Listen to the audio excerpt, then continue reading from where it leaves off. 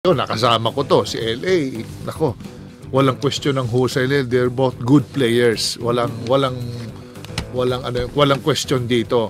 Well, makikita mo talaga yung mga nailagay doon sa 10 talaga. Is medyo seniority ang pinagbasihan doon, ang basis doon. May mga parameters doon na kinonsider nila. Tsaka yung criteria, merong inilatag ron ng mga anong year, 'di ba? Anong year ang titignan nila ng mga players. Definitely, next batch kasama sila. Tama. Yung galing nila yon. Noted 'yan sa mga namili, sa mga hurado. Pero definitely syempre hindi naman perfect yung sitwasyon ng botohan, pero nag-agree sila sa mga certain players na inilagay ron at deserving naman lahat yon, yung mga nandun. Well, ako rin ganun, no? Kasi bago bago hanapin yung next 10, di ba, nagkaroon pa ng una 25, then naging 40, then ito na,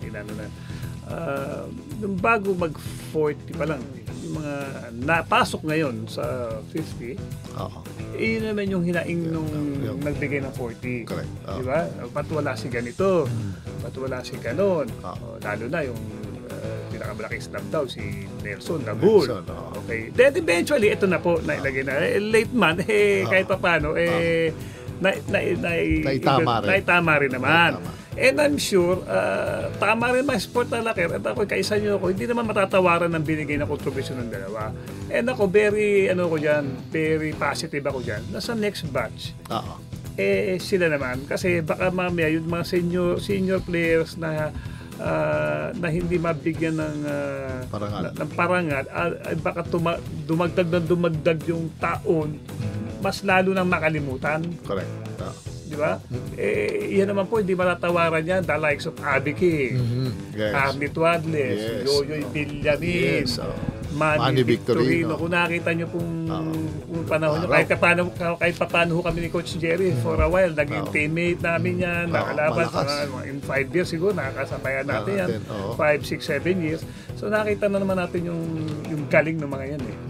So, sa ating mga talakers, huwag kayong mag-alala.